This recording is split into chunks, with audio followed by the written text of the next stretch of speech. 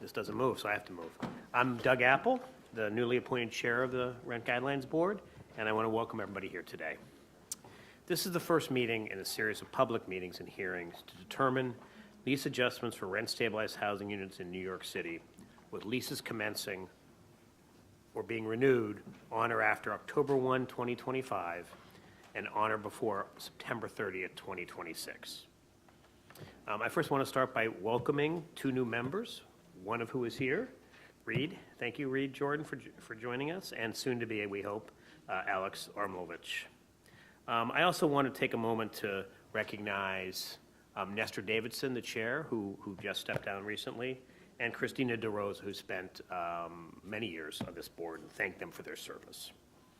We'll now take a roll call. Please respond if present. Genesis Aquino, Alex Armlovich, Robert Ehrlich, Present. Arpit Gupta, no. Alex Schwartz, Present.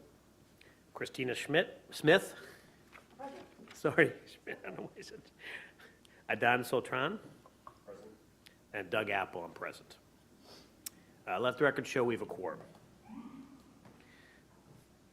I just want to make a quick statement as a new chair.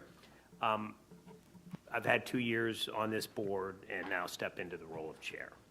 I take that responsibility incredibly seriously in this very challenging and complicated year that we're going into. I would like to really lead this process in a way that allows for all voices to be heard in a responsible, respectful, safe manner. I do know there'll be some ups and downs, but I look forward to working with all of you as board members. Want to commit to an open and transparent process, want to be open to your ideas and thoughts and data requests. Andrew and his staff will always be available to all of you. So with that, we'll start with the formal part of the meeting. The preliminary vote for rent-stabilized lease adjustments will be held on Wednesday, April 30th. This in-person meeting will start at 7 p.m. It'll be held at LaGuardia Performing Arts Center at LaGuardia Community College in Long Island City, Queens, actually where we had it last year. If you plan to attend, please use the entrance on Van Dam Street at the intersection of 47th Avenue. This meeting will be live streamed via YouTube. Information regarding this meeting will be posted on our website in our meeting section. The public can also live stream our meetings via YouTube, at youtube.com/Rent Guidelines Board. Information regarding this meeting will be posted on our website in our meeting section, and at the same time will be sent to those who are on our mailing list. If you're interested in receiving email updates about upcoming RGB meetings and hearings, please go to our homepage and click on the RGB email update under quick links. Today, staff will present the 2025 Income and Expense Study. A copy of the report is in your meeting folder and also outside for any public members who want to see it. And the copy will be on our website after today's meeting. In addition to the report, there are a number of non-public per diem forms. This is for members in your folder. If you have any questions, see Andrew or Charmaine. Also, I want to remind everybody of the COIB disclosures between now and May 2nd, and the packets are in your meeting minutes. Actually, it hasn't started yet. Oh, I see. I'm So sorry, whatever you're the right. date is, it is April 7th. April 7th, April Okay. 7th, right. So the filing period is April 7th right, through to May May 2nd. 2nd. Right. You got your packets today? Don't file late because you could pay a penalty. Yes, and that's happened. But if it's Yes. the first time you're doing it, if you have any questions, COIB will certainly answer them, but I could help along as well. If you've already done it, it's the same. Your answers from the previous year are pre-populated, so you can just go through it. The one announcement I think you may have skipped over, Doug, our next meeting, Right. which is April 10th, will be here again, starting at 9:30. Right. So yes, the in-person meeting schedule is in our packets, and I think it's also on the website. Yes. The meetings through April 24th are on our website. After this meeting, we'll be putting on the April 30th and the May 22nd. Right. public hearing dates and locations are still being worked out. We should have an answer to those very shortly. Let me take the word "very" out of there, shortly. And then when the final vote. Before the next meeting, we should. have- Yeah, before the next Absolutely week. have it all I'm sorry, locked up. before the next week. Yeah, okay. So And- what, oh, I'm sorry. I'm sorry, your mics are off currently now, so there's a button on your mic stand. When the light is red, that means you're live. If I may quickly, while we're handling some housekeeping, it's been brought to my attention that the cameras are facing my computer screen so that it can see all of my notes. And so, I mean, for now, I'm just gonna, but, yeah, but for future, that would Okay. be helpful. Yeah. I know, Rob, I know your tricks. Yeah. Rob, I would make it do it, but I don't. Not as a record. You might actually move it over just a foot. There's a problem with the stairs here, Oh, I see. cables, I see. Got it. I will Okay. move it now. Sorry. I mean, honestly, if you want to move the seat. You can slide it. We could always slide down Alex as well. So it's just slide down, Yeah. assuming Alex will be here shortly.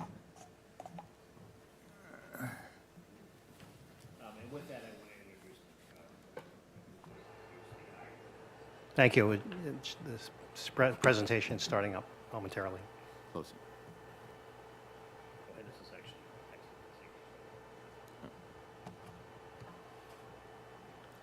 Okay. Good morning. The income and expense study examines the conditions that existed in New York's rent-stabilized market in 2023, the year for which the most recent data set is available, and the extent to which these conditions changed from 2022. In addition, the study stratifies buildings based on whether they were constructed prior to 1974, called pre-74, or on or after January 1st, 74, post-73. With passage of the Emergency Tenant Protection Act, the ETPA of 1974, buildings containing 6 or more residential units constructed prior to 74 were considered rent stabilized. However, apartment units in buildings constructed or extensively renovated after 1973 may be subject to rent stabilization only because the owner has agreed to receive tax benefits in exchange for entering the rent stabilization system. Finally, the study analyzes RPI data based on the proportion of stabilized units in a building. Building owners are mandated to submit RPIA statements annually to the Department of Finance. While certain types of properties, such as the most residential-only buildings with fewer than 11 units, are exempt from filing RPI forms, the filings generate comprehensive financial information on thousands of buildings containing stabilized units. To ensure that only buildings with stabilized units are analyzed, the Department of Finance releases data to us only after matching RPIE data with building registration data from New York State Homes and Community Renewal, HCR. The data utilized in this year's study encompasses 16,722 properties, housing 752,436 units. This data is employed to calculate average revenues and costs for a snapshot in time perspective. Additionally, we conduct a longitudinal analysis of 15,198 buildings containing 687,353 units and demonstrating the change from 2022 to 2023 among the same set of buildings. To summarize our main findings, looking at the longitudinal data between 2022 and 2023, net operating income, NOI, which is the amount of income remaining after expenses are paid, increased citywide 12.1%, surpassing the previous year's 10.4% increase. There is a significant disparity in the NOI growth rate among buildings based on their location. Core Manhattan experienced a 23.1% increase in NOI. Upper Manhattan's grew by 10.7%. Bronx increased by 0.8%. Brooklyn rose 10.1%, and Queens grew by 11.4%. However, Staten Island's NOI fell by 5.8%. At the community district level, NOI increased in 83% of the city's neighborhoods. The largest increases occurred in 8 Manhattan neighborhoods. The largest increase in the Bronx was in Hunts Point Longwood, rising 19.8%. The largest increase in Brooklyn was in North Crown Heights Prospect Heights, up 15.4%, and the largest increase in Queens was in Astoria, up 13.9%. By contrast, NOI fell in 7 New York City neighborhoods. The largest in Jamaica, Queens, down 15.4%, followed by 3 Bronx neighborhoods, Soundview, Parkchester, down 10.6%, University Heights, Fordham, down 4.7%, and Highbridge, South Concourse, down 3.9%. The declines also occurred in 2 Brooklyn neighborhoods, Coney Island, down 2.7%, and East New York, Starrett City, down 2.5%. And also declining was the North Shore of Staten Island, down 1.7%. There's also significant variation in NOI citywide among buildings with differing proportions of rent-stabilized units. NOI grew 12.1% among buildings containing at least 1 stabilized unit. Among 50% plus stabilized buildings, NOI grew 7.3%, grew 5.1% among 80% or more stabilized buildings, and it grew 4.6% among entirely stabilized, 100% stabilized buildings. So like I said, between 2022 and 2023, NOI increased 12.1% for buildings containing stabilized units. After adjusting for inflation, NOI rose 8%. In addition, between 2022 and 2023, rent collections grew 6.9%, total revenue collection increased by 6.6%, and expenses rose by 3.8%. Finally, the proportion of distressed properties defined as negative NOI for a building citywide decreased by 0.5 percentage point to 9.3%, down from 9.8% in the prior year. In particular, the properties in Core Manhattan were less likely to be in distress, with 7.1% of these buildings falling into that category. By contrast, in the remainder of the city, 10.1% of properties are distressed, a 3 percentage point difference. And note that this year's decrease in the proportion of distressed properties was the first decline since the 2016 data year, which was reported in the 2018 I&E study. Now I'll move on to the main analysis, the RPIE analysis. In 2023, rent-stabilized property owners collected monthly rent averaging $1,599 per unit, and the median rent citywide in 2023 was $1,384. Units in buildings constructed before 1974 rented for less on average at $1,477 than those in buildings constructed after 73, $2,219 a month. At the borough level, the average monthly rent in buildings containing stabilized units was $2,167 in Manhattan, breaking down to $2,787 in Core Manhattan and $1,472 in Upper Manhattan. The average monthly rent in Brooklyn was $1,579, $1,540 in Queens, $1,145 in the Bronx, and $1,039 in Staten Island. Average monthly rent in the city, excluding Core Manhattan, was $1,406.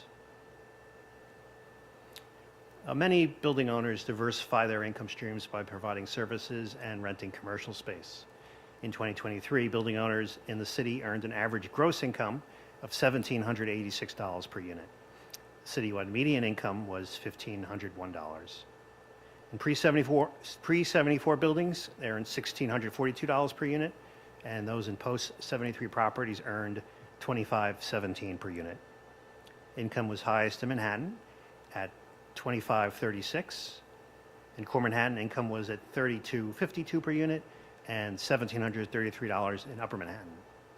In the remainder of the city, Brooklyn's gross income was $1,698, followed by Queens at $1,651, the Bronx at $1,277, and Staten Island at $1,214. Monthly income in the city, excluding Core Manhattan, was $1,541. This graph shows the average monthly income and rent, like I had just described, and shows the highest in Core Manhattan and the lowest in Staten Island. Average income is in green. No, it's a little blurry on the screen, and average rent is in gold. Gross income encompasses all revenue from rent, including apartment rent, commercial rent, such as from retail space and cell towers, sale of services such as laundry, parking, and vending, and all other operating income. The sale of services and commercial income accounted for 10.5% of the total income earned by building owners citywide in 2023, down 0.3 of a percentage point from the previous year. By borough, income earned from services and commercial rents as a percentage of total building income was 14.5% in Manhattan, at 15% in Upper Manhattan, and 14.3% in Core Manhattan. It's 14.5% in Staten Island, 10.3% in the Bronx, 7% in Brooklyn, and 6.7% in Queens. In the city, excluding Core Manhattan, the proportion was 8.7%. The average monthly O&M cost per unit in 2023 was $1,160. The median monthly cost was $1,053. Costs were lower in units in pre-74 structures at $1,155 and higher among post-73 buildings at $1,187. By borough, average costs were highest in Manhattan at $1,610, followed by Queens at $1,085, Brooklyn $1,015, the Bronx $938, and Staten Island $897. Within Manhattan, costs for units located in Core Manhattan averaged $1,963 a month, while costs in Upper Manhattan were $1,214. Excluding Core Manhattan, the average monthly operating cost for stabilized building owners in the city was $1,031. For a third year, the I&E study has made cost adjustments as a replacement for an outdated audit that was traditionally used to adjust expenses. This year's cost adjustment reduced expenses by 4.25%. The adjustment is based on calculating the difference in average expenses among data sets, both with and without Department of Finance assessment adjustments. Note that adjustments to expenses are only made in a few specific parts of the report and are clearly cited as adjusted expenses. Adjustment of the 2023 RPIE O&M cost of $1,160 by the result of this year's cost adjustment results in an average O&M cost of $1,111. Just as buildings without commercial space typically generate less revenue on a per unit basis than stabilized properties with commercial space, operating expenses in these buildings tend to be lower on average than in buildings with a mixture of uses. In 2023, average adjusted O&M costs for residential-only buildings was $1,011 per month.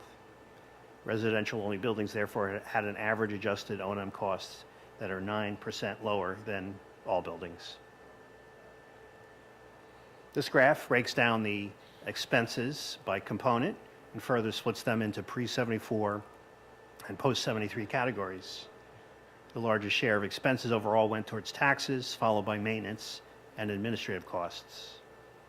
Post-73 buildings spent more on maintenance, administration, labor, utilities, and miscellaneous, while pre-74 buildings spent more on taxes, fuel, and insurance. And like all the other graphs in the presentation, they're also in the report if you want to read them more easily. Buildings that have operating and maintenance costs that exceed gross income are considered for the purposes of this study distressed. In 2023, 9.3% of buildings were considered distressed. That was a half a percentage point lower than the prior year's 9.8%. Comparing Core Manhattan to the rest of the city, the proportion of distressed properties in Core Manhattan was 7.1% compared to 10.1% in the remainder of the city.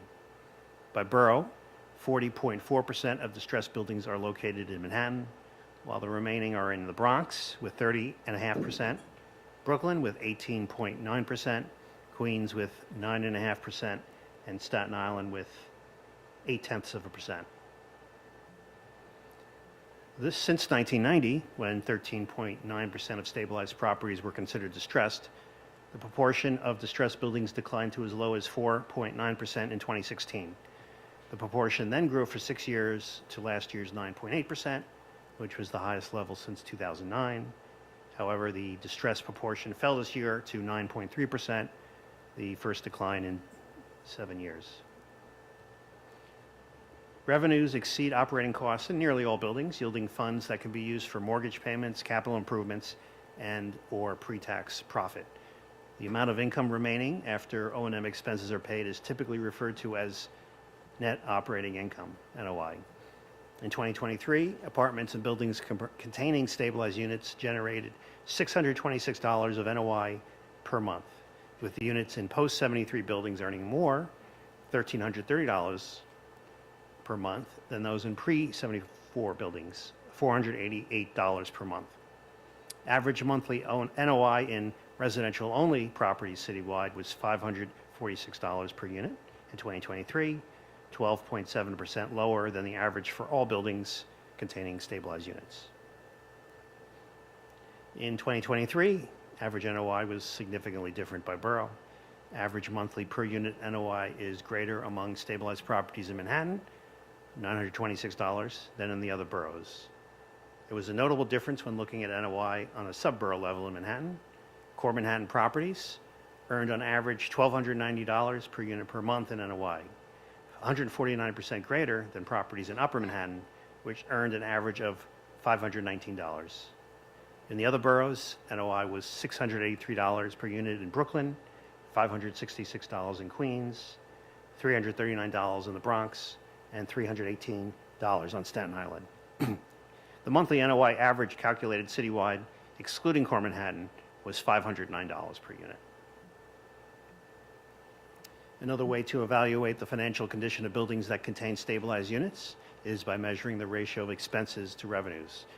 Using the expense adjustment method we described earlier, the expense adjusted cost income ratio in 2023 was 62.2%. That means on average, owners of rent stabilized properties spent roughly 62.2 cents out of every dollar of revenue on O&M costs in 2023.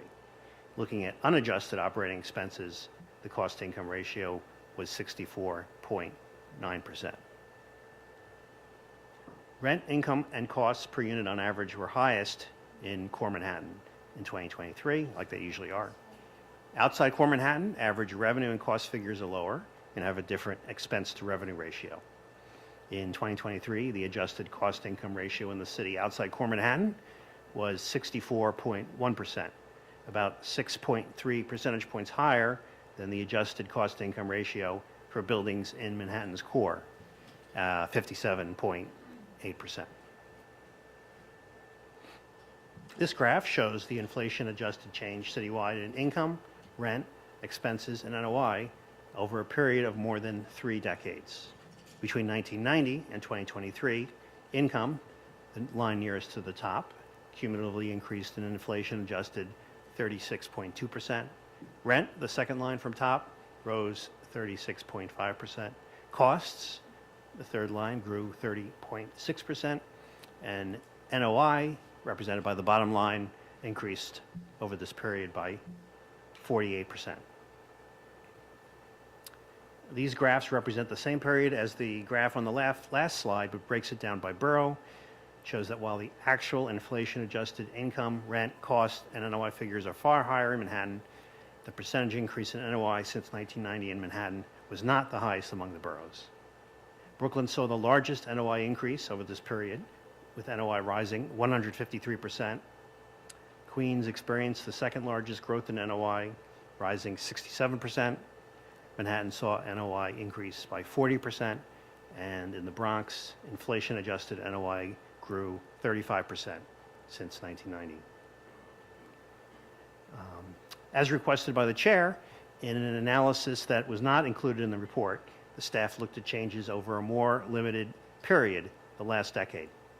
Citywide, from 2013 to 2023, adjusted for inflation, collected rents increased 7.9%, income rose by 6.6%, costs grew by 4.7%, and the inflation-adjusted NOI increased by 10.1% since 2013.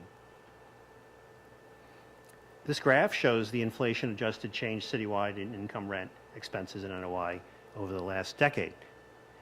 From 2013 to 2023, as I stated with the last slide, income increased 6.6%, rent rose 7.9%, costs grew by 4.7%, and inflation-adjusted NOI increased by 10.1%.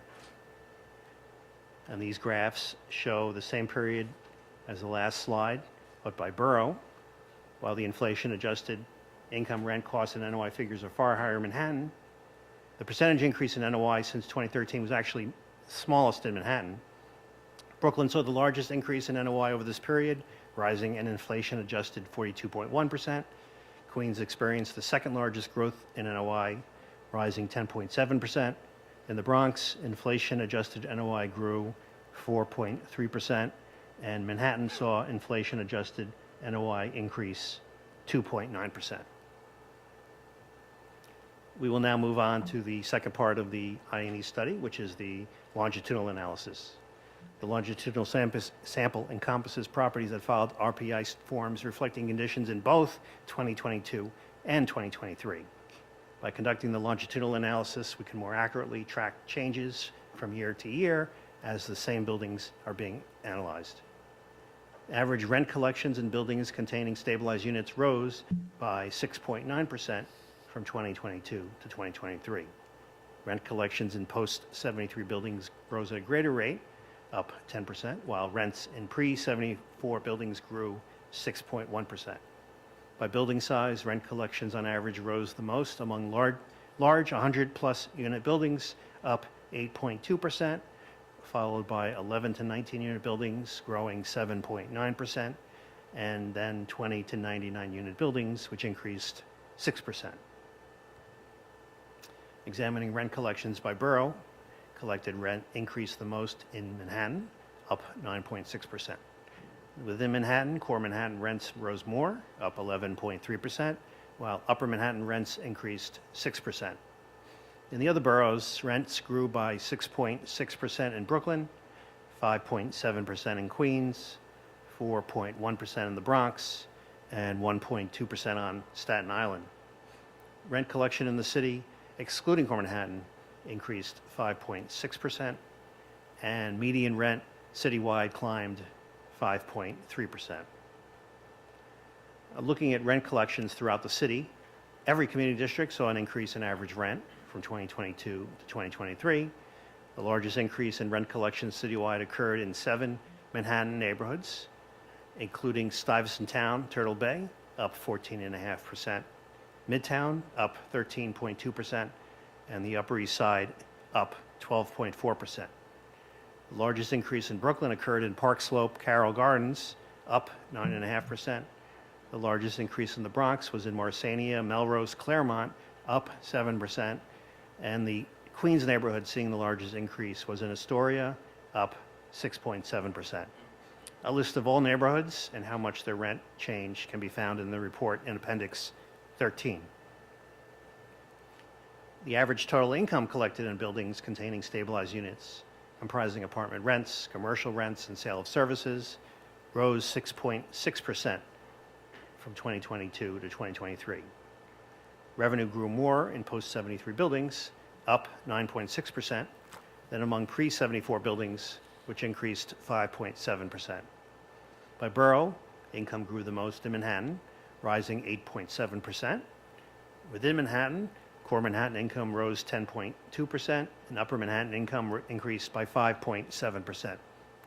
In the other boroughs, income grew in Brooklyn by 6.6%, Queens was up 5.8%, the Bronx up 3.7%, and Staten Island up 1.6%.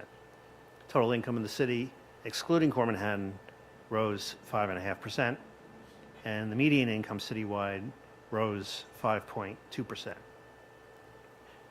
Citywide, average expenses in buildings containing stabilized units rose 3.8% from 2022 to 2023. Post-73 buildings experienced a larger increase in expenses, up 5%, while pre-74 buildings saw a 3.6% increase in expenses. And the change in operating costs varied by borough.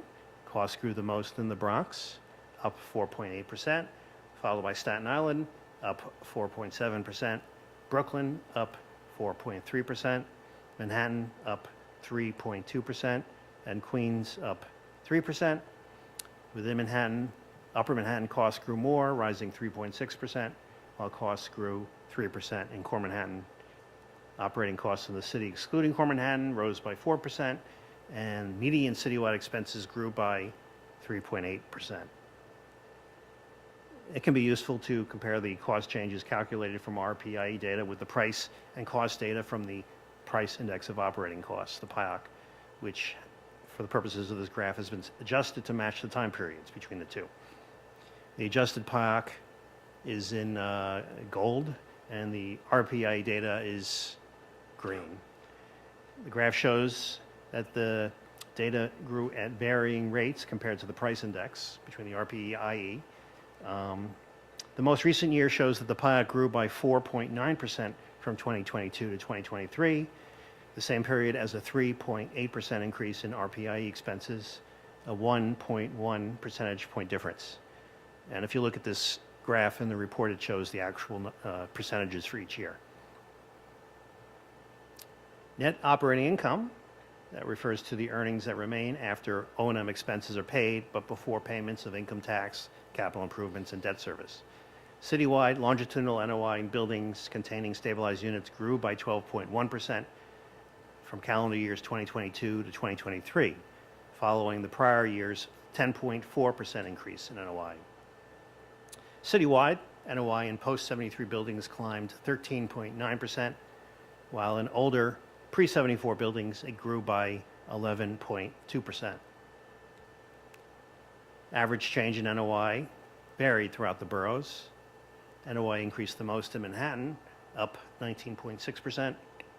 Within Manhattan, NOI grew 23.1% in Core Manhattan and 10.7% in Upper Manhattan. In the other boroughs, NOI rose by 11.4% in Queens, 10.1% in Brooklyn, and 0.8% in the Bronx. By contrast, NOI fell 5.8% on Staten Island, and monthly NOI in the city, excluding Core Manhattan, increased 8.3%. At the community district level, NOI increased in 83% of the city's neighborhoods. The largest increases occurred in 8 Manhattan neighborhoods, including Midtown, up 42.1%, Stuytown Turtle Bay, up 39%, and the Upper West Side, up 29.3%. The largest increase in the Bronx was in Hunts Point Longwood, rising 19.8%. The largest increase in Brooklyn was in North Crown Heights, Prospect Heights, up 15.4%. And the largest increase in Queens was in Astoria, up 13.9%. By contrast, NOI fell in 7 New York City neighborhoods, with the largest declines in Jamaica, Queens, down 15.4%, Soundview Parkchester in the Bronx, down 10.6%, and University Heights, Fordham, also the Bronx, down 4.7%. A list of all neighborhoods and how much NOI changed can be found in the report's Appendix 13. Examining the change in NOI after adjusting for inflation, NOI grew 8% in inflation-adjusted dollars from 2022 to 2023. In Core Manhattan, the inflation-adjusted NOI increased 18.6%, and in the city, excluding Core Manhattan, inflation-adjusted NOI rose by 4.4% from 2022 to 2023. This table shows both the nominal and inflation-adjusted change in NOI over the last 10 years citywide, in Core Manhattan, and the city, excluding Core Manhattan. Until this point, the study has examined buildings that contain at least one rent-stabilized unit. In recent year, RGB board members have asked the RGB staff to also examine buildings based on the proportion of stabilized units in buildings. The RGB requested that the Department of Finance prepare supplemental data for buildings that contain at least 50% stabilized units, at least 80% stabilized units, and 100% stabilized units. That is, excuse me, all residential units in a building are stabilized. Citywide, half the buildings that contain at least one stabilized unit are 100% stabilized. However, there is a sizable difference when comparing Core Manhattan to the other parts of the city. Buildings that are entirely stabilized comprise 61% of buildings containing at least one stabilized unit in the city outside of Core Manhattan, compared to 16% in Core Manhattan alone. Average rent, income costs, and NOI vary widely between post-73 and pre-74 buildings, as well as based on the proportion of stabilized units in a building. For example, comparing core Manhattan to the remainder of the city, among 100% stabilized buildings in core Manhattan, NOI was $851 in pre-74 buildings compared to $1,444 in post-73 buildings, a $593 difference. By comparison, among 100% stabilized buildings in the rest of the city, NOI was $352 in pre-74 buildings compared to $1,131 among post-73 buildings, a $779 difference. Adjusted cost-to-income ratios can also be examined based on the building's proportion of stabilized units as well as location. As noted earlier, the adjusted cost-income ratio citywide among all buildings is 62.2%. Looking solely at pre-74 buildings, the ratio for all buildings is 67.3% citywide, 60.6% in core Manhattan, and 70% in the rest of the city. Looking at pre-74 buildings with differing proportions of stabilized units, among 80% plus stabilized buildings, the citywide ratio rises to 68.7%, with a ratio of 60.5% in core Manhattan and 70.4% in the remainder of the city. Among pre-74, 80% plus stabilized buildings, the citywide ratio rises to 69%, with a ratio of 57.1% in core Manhattan and 70.4% in the city, excluding core Manhattan.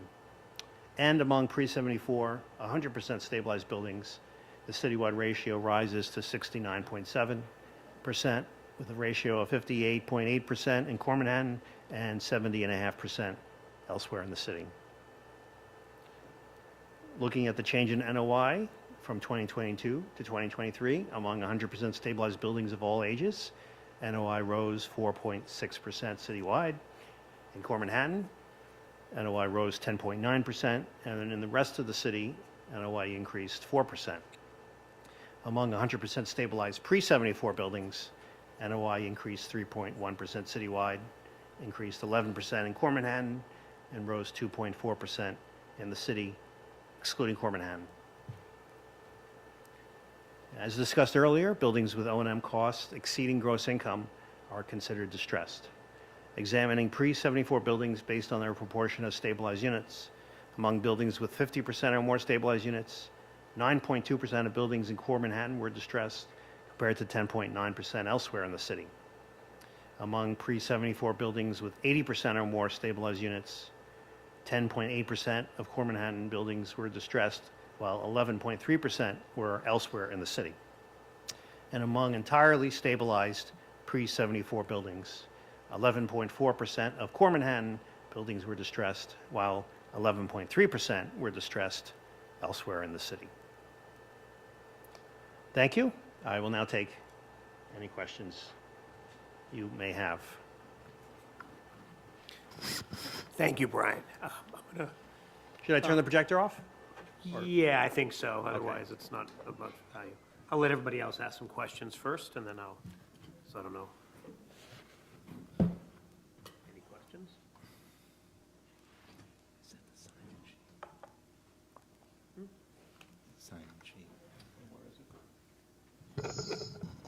Yeah.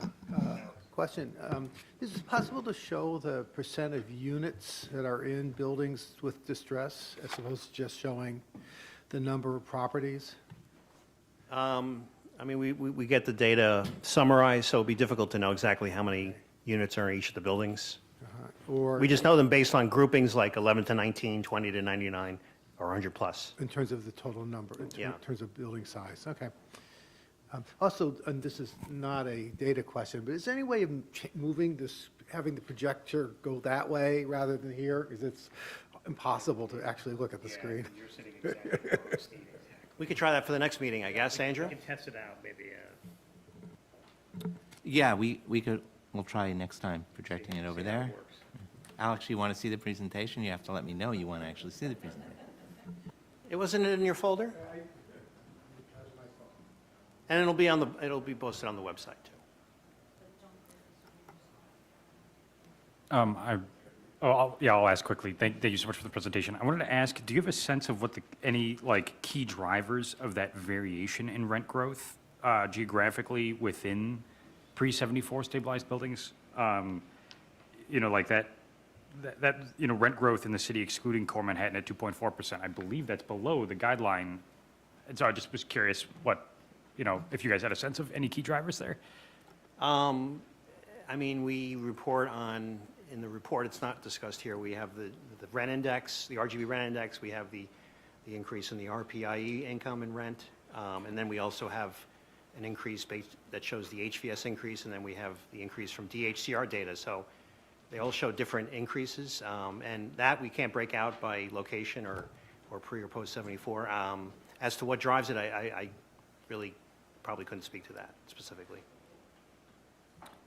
So just picking up on Alex's question about the number of stabilized units as compared to the number of free market units, because it's clear that the data includes both, right? So I believe that from the number that the DOF gives, we could determine how many free market units are in a building that contains stabilized units. I mean, this, just from the percentages today, there's probably about 120,000 free market units in the survey, right? The total building was 16,722 with 752,000. So what percentage of the total units reported on in this data is just stabilized?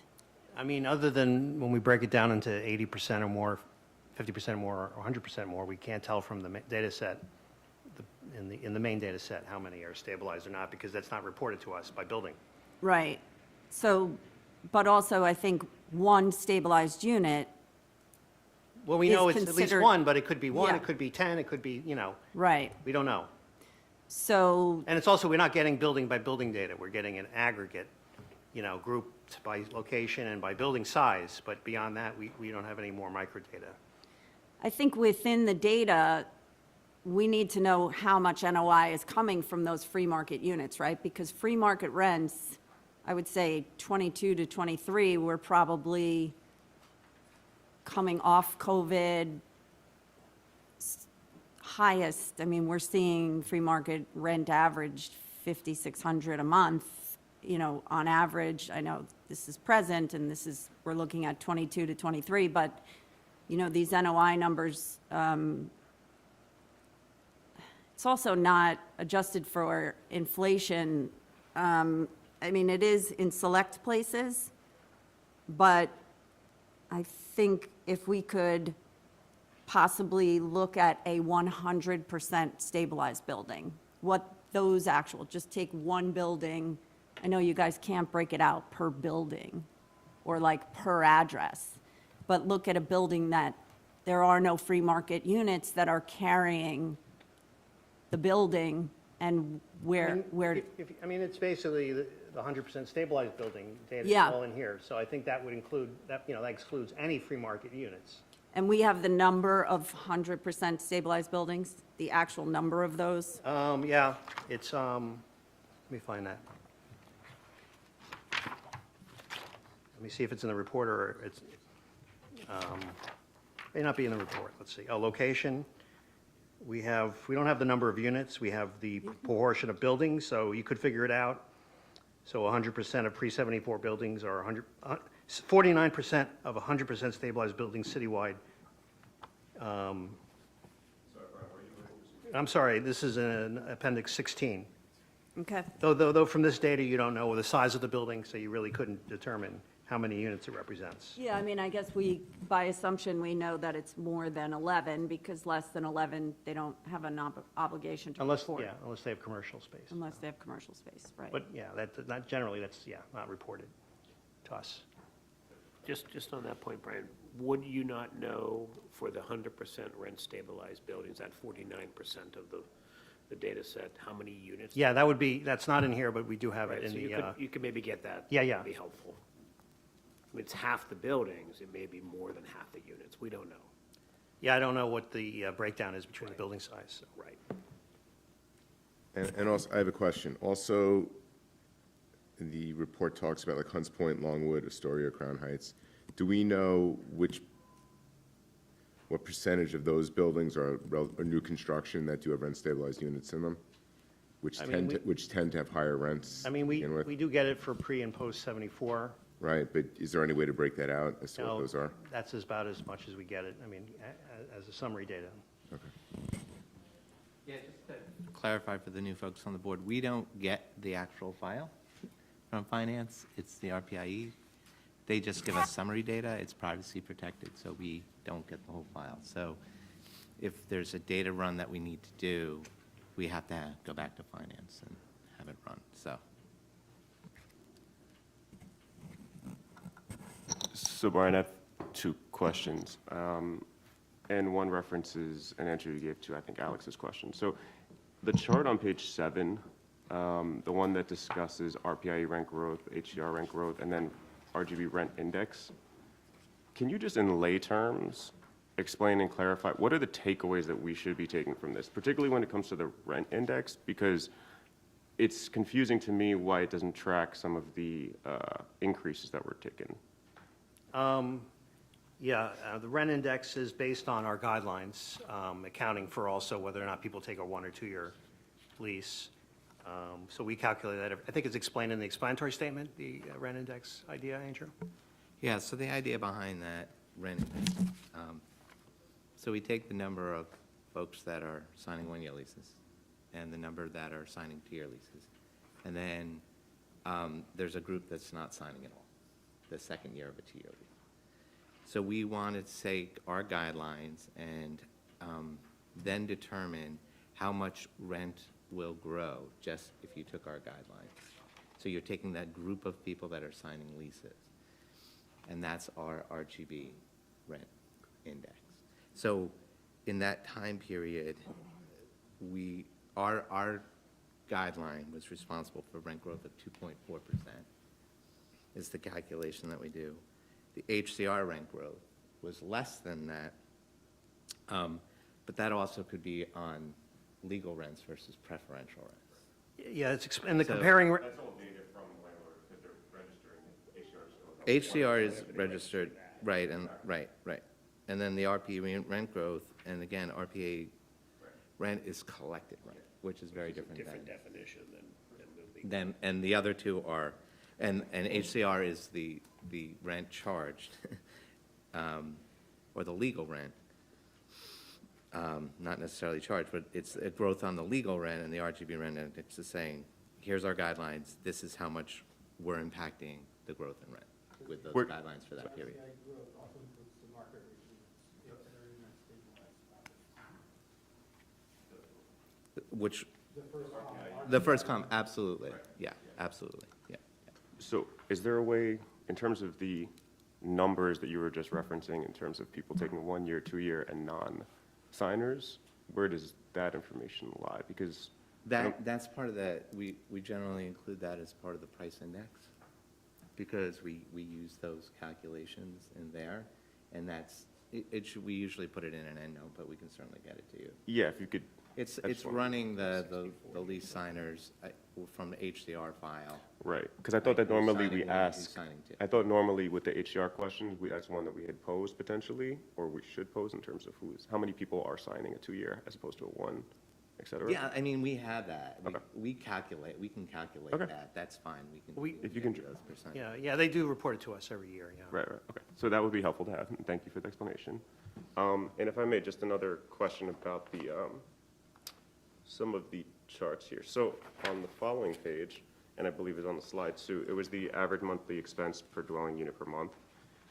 Is there a way to have a visual or a graph of the proportion by borough of each of these items that make up the operating expenses? I know that you have in the appendices, there's that larger chart, but it would help to be able to see visually, like in the Bronx, does it vary widely in terms of like taxes or fuel costs, right? Whatever those percentages of the larger proportion per borough would be, I think that would be helpful. Yeah, we could do that. I mean, it's, like you said, it's in the appendix, but you want it visually, yeah. Yeah, because I think it's just easier to digest if it's visual. And then the last question about that appendix, which I'm referring to, I think it was, what was it? Was it 17? Anyone want to help me out? Which one? It's the one with all of the breakdowns of the different cost types. There's a column that says miscellaneous. I'm sorry, what page are you on? I'm on page 25. 25, Number okay. 2, right? So the miscellaneous column, what comprises miscellaneous? Because it seems fairly high to me. Right, we noticed it is, yeah, but it includes, there's a whole list on Department of Finance's website about when you file the RPI that tells you what you can include and what you can exclude. So offhand, I don't know what's on that miscellaneous category. If we could be provided with that information, Yeah. I think that would also help. There's a lot fewer than you think. Yeah, It used to be a huge, long list mhm. back in the day, and then they really, But you could understand why I would be Take worried. it Like, out. if labor in a 20 to 99 unit building in Brooklyn is 117 and miscellaneous is 114, I think it's noteworthy to understand what's going into that. okay, sure, absolutely. Could be legal. Could be, might be other things.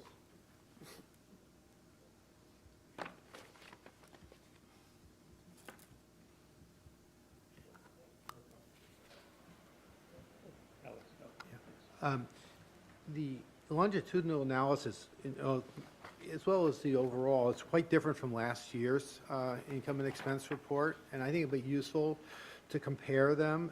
So I remember from last year, most of the growth was in Manhattan, and the outer boroughs, there was much less growth, or there was decline in NOI. And this year, we're seeing a very different picture. So I think it'd be useful to compare them side by side. And also, can you remind me what the, I should know this, but I don't remember, what the percent increases in the RGB rent change for 22 and 23 were? 'Cause I'm curious to see to what degree these changes might reflect changes in the maximum allowable rent. I just don't have that information in front of me. Just regarding the first question, I mean, when COVID hit, Manhattan was hit much more than the other boroughs, so like NOI dropped much more significantly. So last year reflected the rebound from that, Right. because this data is, this is like only up to 2023, and last year was the change between 2021 and 2022. So I think that basically is the reason why. But it was more the outer boroughs, we saw, it was very little increase, or there was a decrease, especially in the Bronx, as I remember. And I think this- that also reflected, rent arrears, people had difficulty paying their rent, and, that's reflected in the RPIE data. Are you referring to, not last year, the 2 years back, right? Yeah, to what the, in 20, yeah, and also 22 to 23. Yeah, if you go to page 18, there's, that's a citywide, so you can take a look at rent, income, and cost change. We don't have it by borough there, but is that what you're referring to, Al? No, I'm just referring actually to the RGB increases. Oh, the increase Yeah. themselves. Oh, okay, I'm sorry, I missed Yeah. that part of it. So our increase versus, okay. Yeah, So for the ones starting October 23 to 24, the ones prior, prior. that's on the first year of that. It would have to be prior, because You're talking about 22, 23? Yeah. Yeah, that was, you want to know the guidelines? Yeah. 3.25 for 1 year and 5 for 2 year.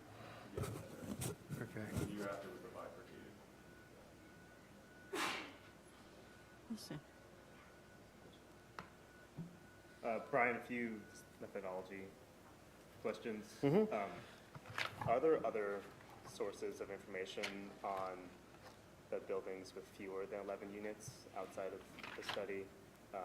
Question number one, and then you just detailed the inflation adjustment methodology. So in terms of buildings with fewer than 11 units, they generally don't have to file RPI statements, so this report is basically entirely based on that. So I think, if the RPI, the PIAC looks at all buildings, but we don't have any data that really looks at the buildings, the smallest under 11 unit buildings. There's no substitute for this data that we know of. And I'm sorry, what was your second question? Yes, does not have that. The HVS is done every, 3 years, and, HVS would have it, but it's for an earlier time period as well. I'm not sure if they break it down by buildings I'm not sure how available it is, like, to know if a building is under 11 units. Yeah, I think the question is, any building of more than 6 but less than 11 is not captured in this data. Right, that's always been one drawback. We did look, I mean, there was a point where we were asking for data for owners who voluntarily filed, and there were very few. that- Or, you know, or buildings that had, or filed that because they had commercial space, even though they had under 11 units. But it was too small to report. But I'm sorry, what was your second question? Walk us through the inflation adjustment methodology. Yeah, I mean, we use the CPI to adjust the inflation, adjust prior years for all the categories where we do inflation adjustments. So the CPI is, based on, federally provided, federal data.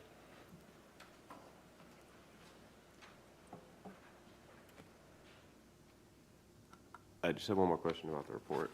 So towards the end, I'm trying to find a page to properly direct you, but there was talk of the PIAC, and It's, yeah, the it's on comparison is on page 15? Page 15, yeah. Yeah. I guess I'm just trying to understand why this discussion was put in this report, and I looked at last year's report, it's the same.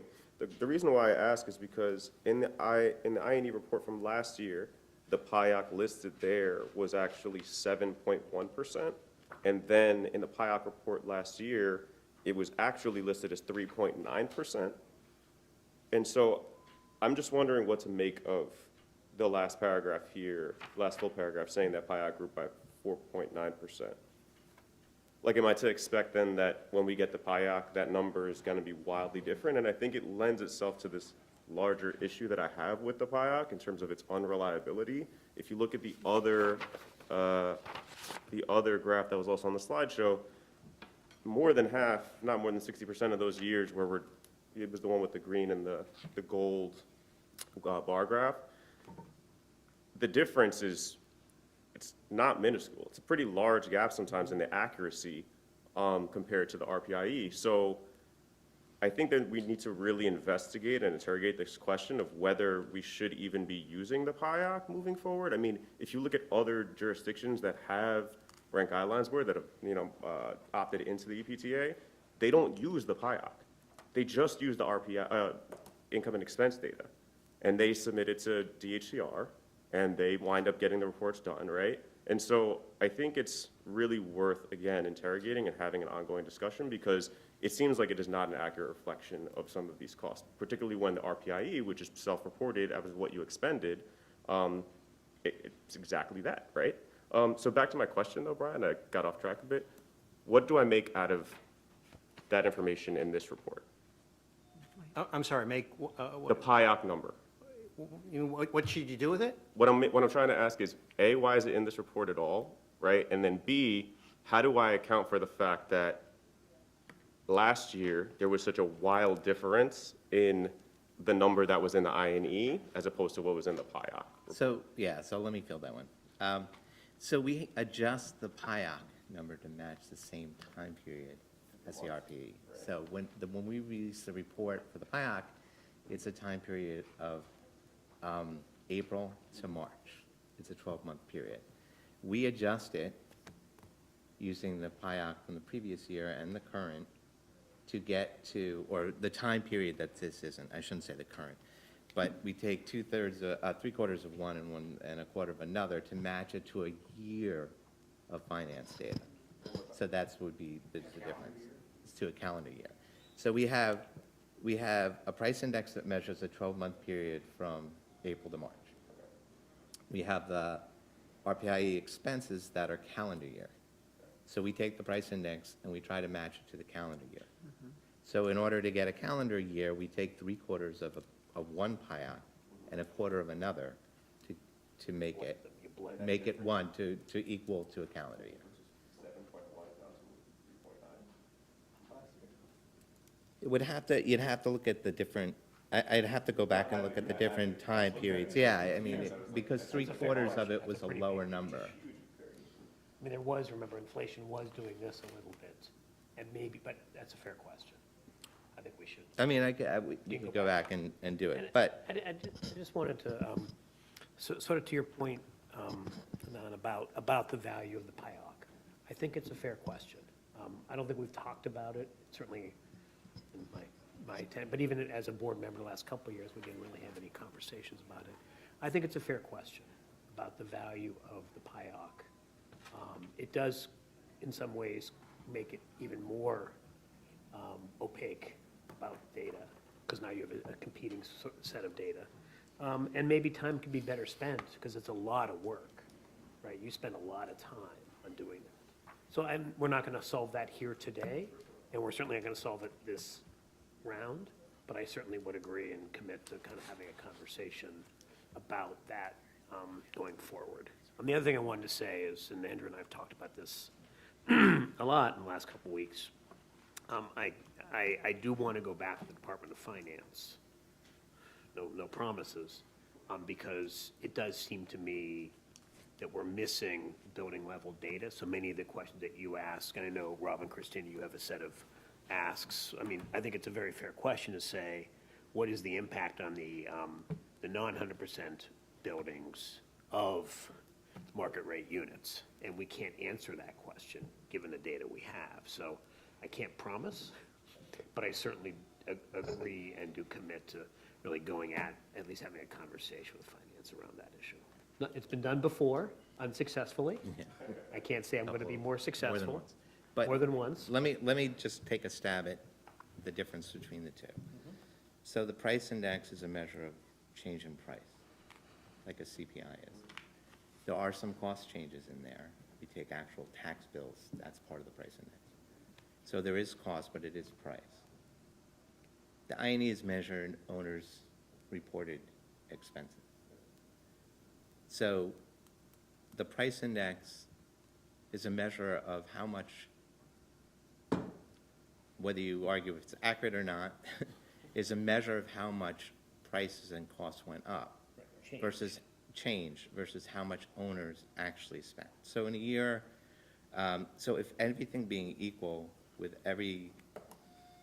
NOI being maintained and the amount of money is the same, those two indicators should be close because owners should be spending that money. But during a pandemic, like you see, it's whether or not the owner's actually spending that money or not spending that money.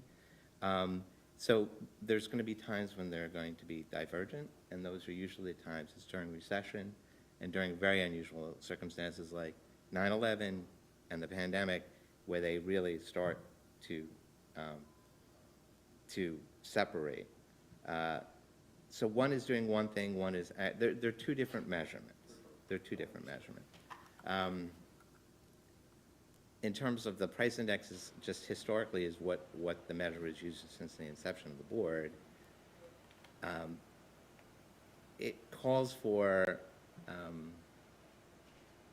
the way the law is worded, you want current data, whether or not that would suffice with it being 2-year lag in the RPIE data or the price index. I guess that's one of the big questions, but that's the main reason, one of the main reasons to do it. And we also have to project costs, which is also, we're told that we have to do that in the law. So the price index projects costs as well.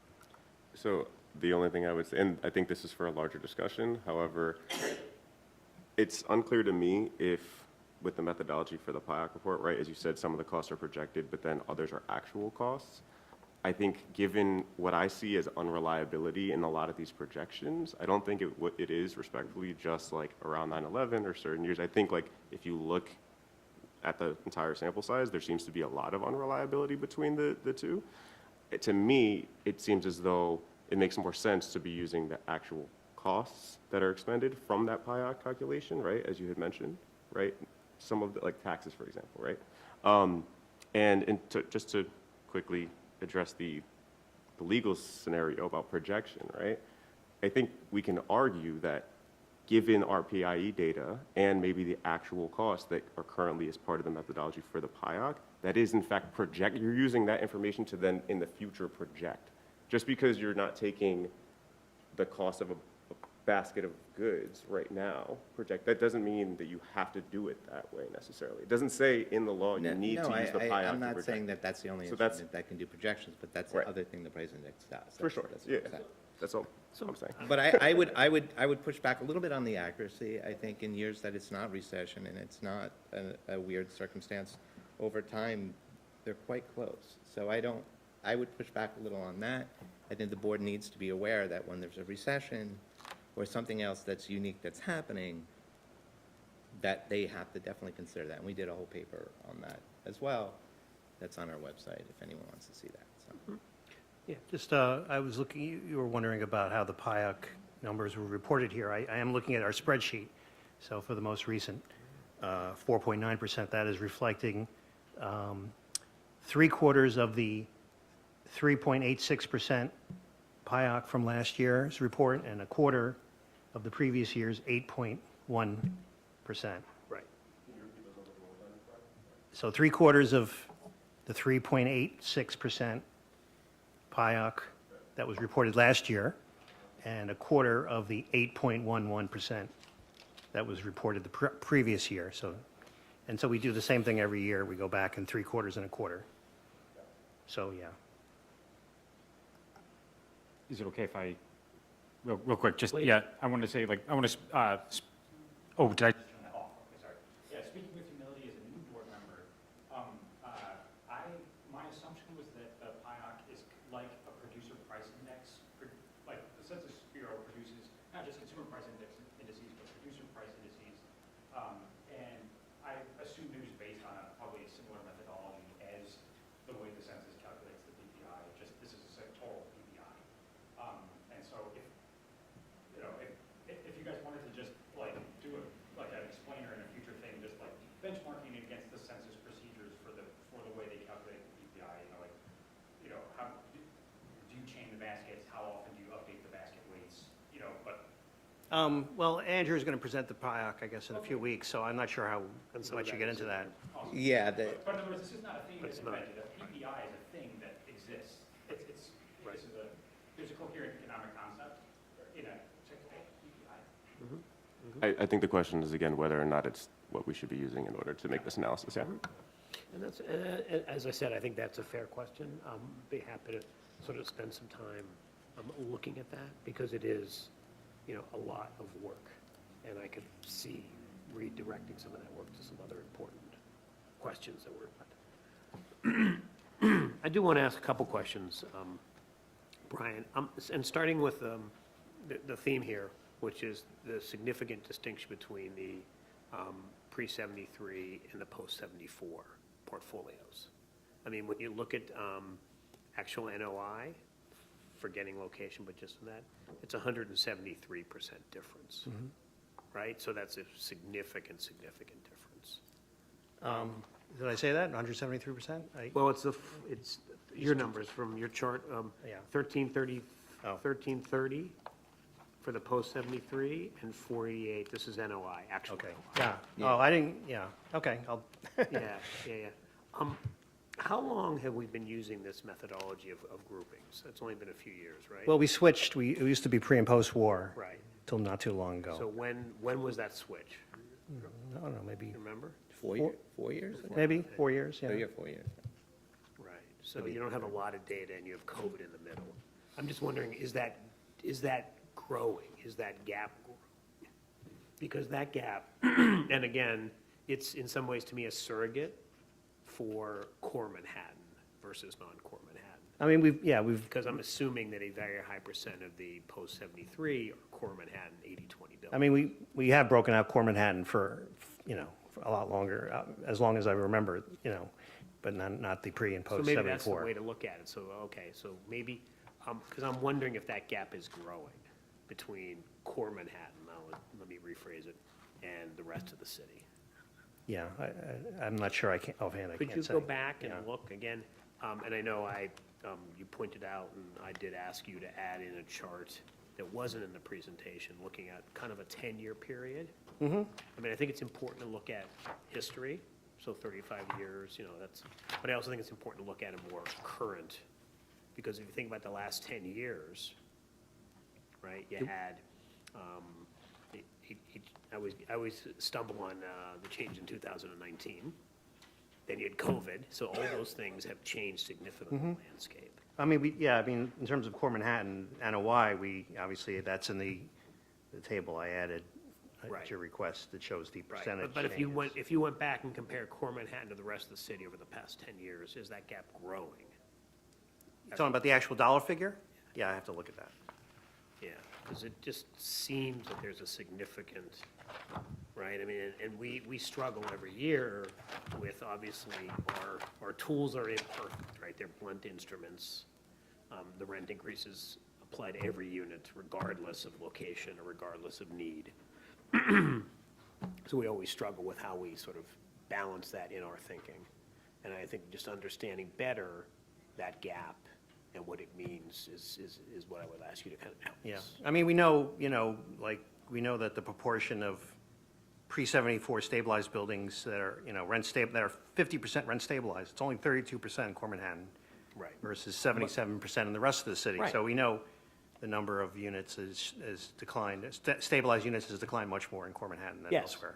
Yes, So- no question. And so that would mean the NOI, because there's a lot higher proportion of free market units, the NOI obviously is going to be higher Right. as the proportion drops. Right. But just to look at that, because over time, that I feel like has probably grown. So to clarify, it's the Core Manhattan versus the rest of the city Yeah. over a 10-year period? Yeah. Okay. Bear in mind that, those apartments are subject to the market. Subject to the market. Oh, yes, no, So there's going to be gap, right, but the gap, is, up, right, so depending on what's the going on. gap is reflecting what you just sort of intimated, which is that the market in Core Manhattan has gone through the roof. We know. that. Right, but prior to that, it didn't. So over a 10-year period, don't be Right. surprised if the gap isn't. Has grown. You don't think it's grown? Maybe from 2015, but it may have declined, from 2015 to 2020. I don't know. That's what I have to look That's at. what I I'm don't- saying, but I somehow I'm just don't saying believe that those units are subject to free market, and that Understood. will, But NOI will I get- be much more like this instead I of. guess like what this. I'm trying to wrestle with is something we've wrestled with in the past, which is that the data, when you look at it citywide, is very different than when you look at the data, let's say, for 100% Of course, yeah. stabilized units in the Bronx. Mm-hmm. I hate to, but like, when you look at even what you did, Brian, if I remember data correctly, Core Manhattan went up by 23% NOI year to year. The Bronx went up 0.8%. I'm sorry, are we just talking about the last 10 years, the I'm just graphic? talking they- about the last year. Yeah, what I saw was the NOI went up for in every borough. Every borough, Every NOI single borough, exactly. and that's after COVID, that's after Yeah. HSDPA, that's everything. Right. And rent collection. Staten Island was the only one. But I'm saying from the 10 years. Yes, no, Right. that's absolutely right. Yeah, so it's the only one. Currently, where it's down is in Staten Island, which makes up 1% of the rent-stabilized unit population. Right, but also you have looped in there all the new construction buildings that have rent-stabilized units. And I don't think that's an inflation-adjusted number. Even on the inflation adjusted, there is a chart, Brian, I don't know if you can pull it up, but even, it's correct. It accounts for Jamaica being down -15. Yeah, and again, that's another challenge, is that it's very geographically different. Yeah. When you look at some neighborhoods that are down, those are some of the neighborhoods that have the highest proportion of rent-stabilized buildings. Jamaica, Coney Island, Hunts Point, neighborhoods like that. So it's, The buildings that are in the most need of an adjustment are not represented as best as they could. I mean, it really, I mean, some neighborhoods, like, for example, Brownsville, Ocean Hill, the NOI was up 11.9%. I mean, you would have never expected that probably right. 10 years ago. No, that's fair. That's absolutely correct. I'm just looking at one neighborhood in particular. Just to be clear for everyone understands that the inflation adjusted over the 1990 all the way to today, and from 2013, the last decade, to 2023 is a point to point. So we're saying in 2013, it was this, in 2023, it's this. But over those period of times, you could take a point in 2019 and compare it to 2023. So it's just a point point-to-point comparison. It's not necessarily a cumulative.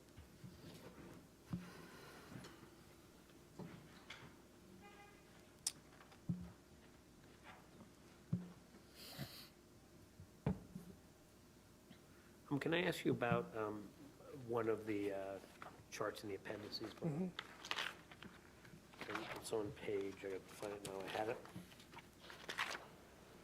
On page 29, the chart that's called, this is actually hard to say, operating cost to income ratios by decile. So I assume that when you look at this chart, the buildings that are in the 90 and 100% decile are the ones that are in the distress category, right? 100% if the expenses exceed income. Right, so, you know, depending on the location, a lot of them are in 1.0 or greater, so that's, but the buildings in the like 70 to 80, so those are the ones that are not there. I'm just wondering again, over time, and again, I am thinking 10 years, because that would be annually calculated, right? We do have that, yeah. So you did this chart. What those categories look like, you know, you can even do point in time, you know, 3 years ago, 5 years ago, 10 years ago. Okay, so not every year, all right. What the ratios are. So again, are those buildings, they're not distressed? So you want the decile, every decile to change from those, Just the 70 to 80. just 70 to 80, okay. Whether they've been moving north Yeah. or moving south, I guess is what Yeah. I'm trying to understand. Well, it Because probably. in some ways, I think your point earlier about if NOI is going up, these should be getting better. I mean, it probably is reflected, the graph that shows the change in the distress rate overall is, you know. But that- these are the non-distressed buildings, they're not. Yeah, but I mean, it, you know, they would all follow a similar pattern. I don't know. And You it think so? vary by borough, obviously, but I'll take a look at that. Yeah. Like the buildings, you know, in the Bronx that are, you know, in the 80 decile, they're 0.93 or 93% of operating cost to income. They're not distressed, but their margins are tighter, obviously. So just to understand again, changes over time, I mean, because I think that's very relevant as we think about the coming year.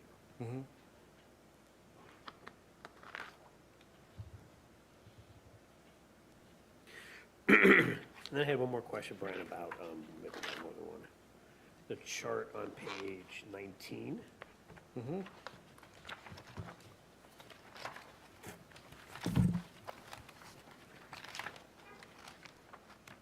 And how I would sort of look at this when I look at core Manhattan versus non-core Manhattan, and look at real NOI, so inflation adjusted NOI. I'm assuming if I look at core Manhattan, because those numbers were astronomical, and again, to the point we were talking about just a minute ago, the 23% down, 23% down, I assume that's COVID. Yes, 2020 and 2021. And then the bounce back in 21, 22 is post-COVID. And that continued in 22, 23. Fair, you know, way to look at it? Yes. So if I look at the non-core, the story looks a little different. And I'm struggling to understand it, honestly. The real NOI, barely up. I mean, again, going back a few years, but let's look at pre-COVID and then post-COVID. Yeah,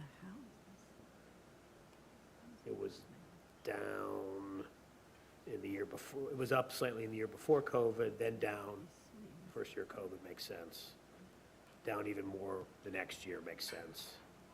And then down for the third year, where you should have seen a bounce back and you didn't. And now you see the bounce back.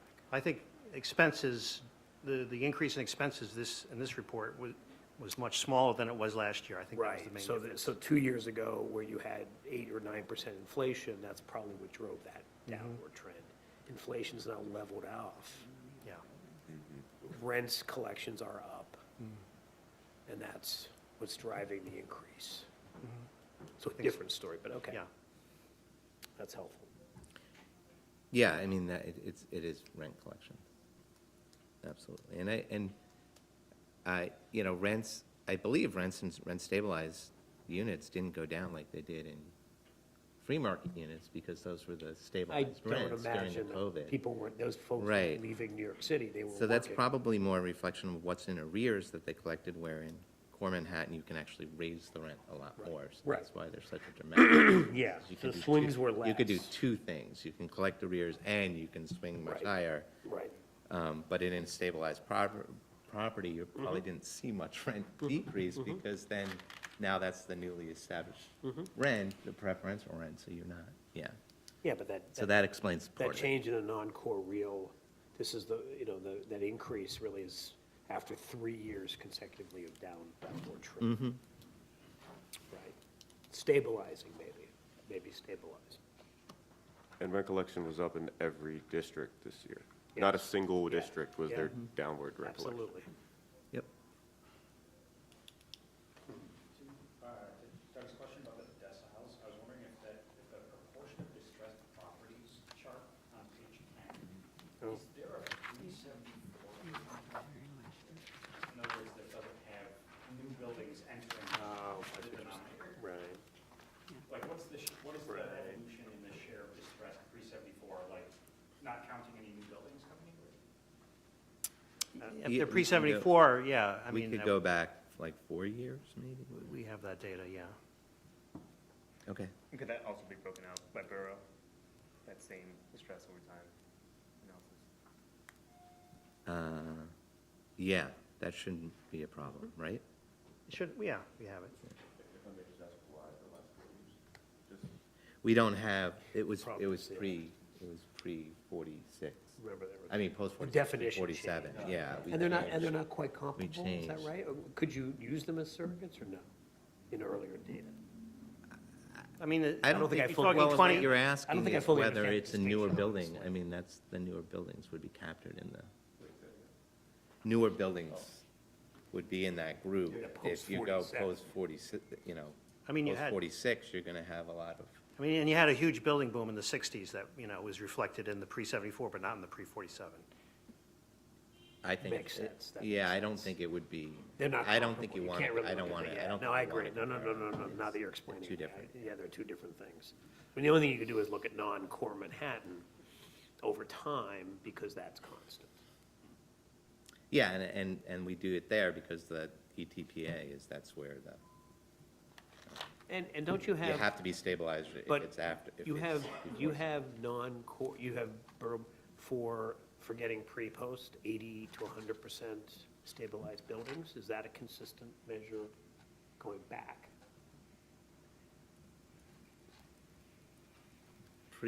Well, we've been doing the proportional, For a while, right? But we still, I mean, the pre and post, 74 is only the last few years, so. But I guess the but question the is, proportional, we you know, haven't been doing that long either. Oh, you haven't so- been doing that long either? No, Okay, no, so no, that was that's a couple another years new- before you came up. Another new, Yeah, yeah.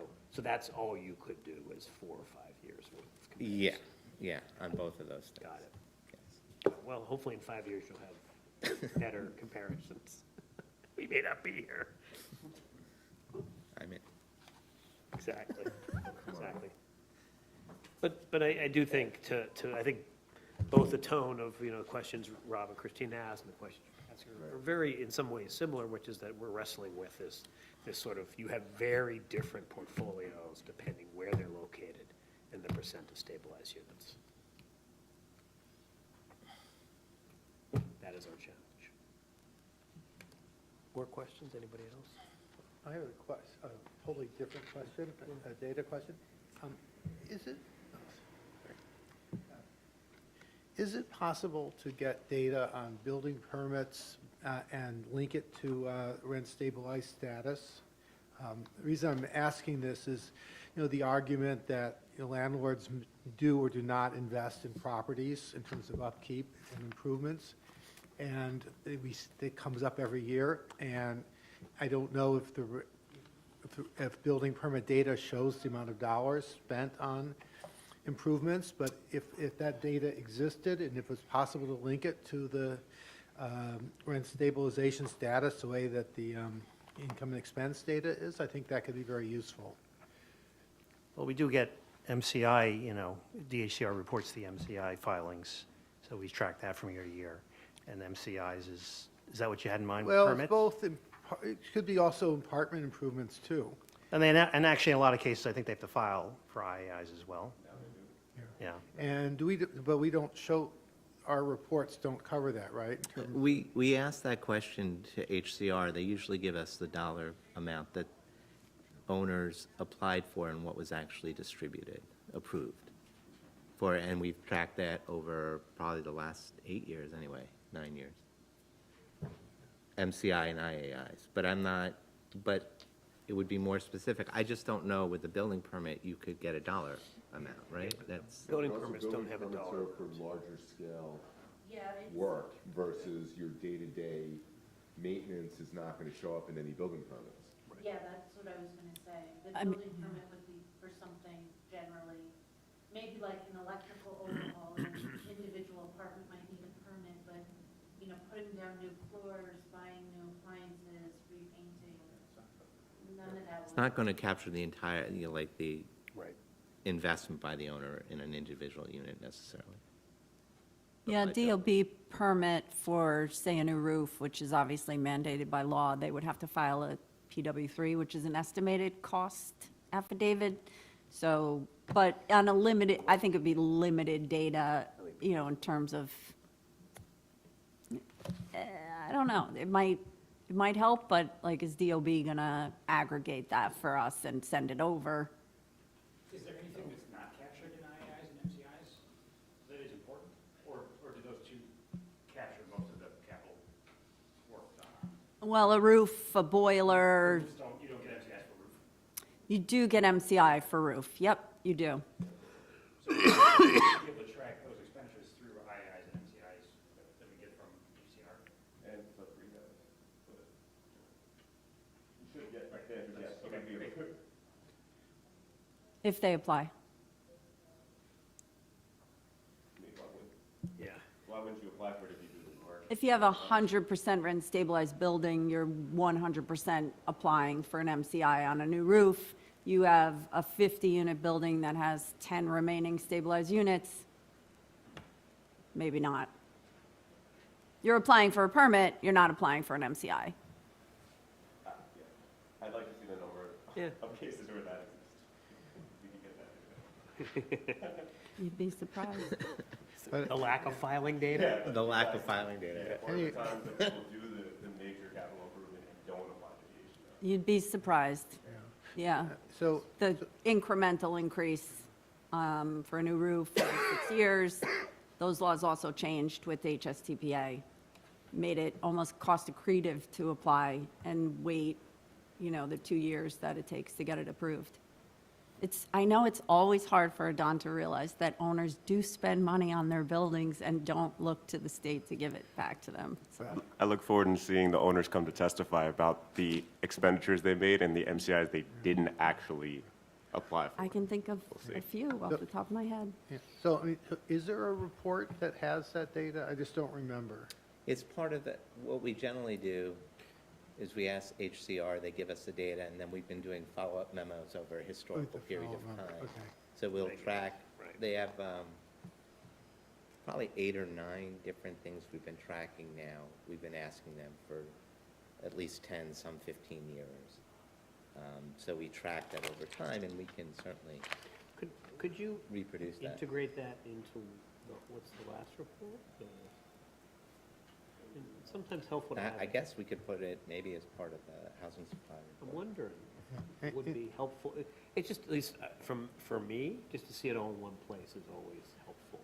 And could it be shown in terms of like percentage of rent stabilized units That or might be anything like harder. I that? don't think they report it. Do they report it that way? They just report it? No, it's a totally, total yeah. dollar amount. Oh. Yeah, I don't think you break it. I understand what you're trying to get to is like investments. in Yeah, different like per types unit of- would be a more, it Yeah. would be a better accurate. And you don't get per unit data, you just get gross dollars, right? Correct. Yeah. Yeah, because they, Do you get the number of applications? yes, Yeah, but it doesn't say how many units are associated with No, the they don't. application, They so don't I would- get that I would many find of that to be really not useful. Yeah, I would worry, yeah. So all you have is gross dollars. it's, you know, better than nothing. And what's applied for versus, and also Sure. what's applied for and what's. Well, you should look at both. You Yeah, we have both, right? yeah. Yep.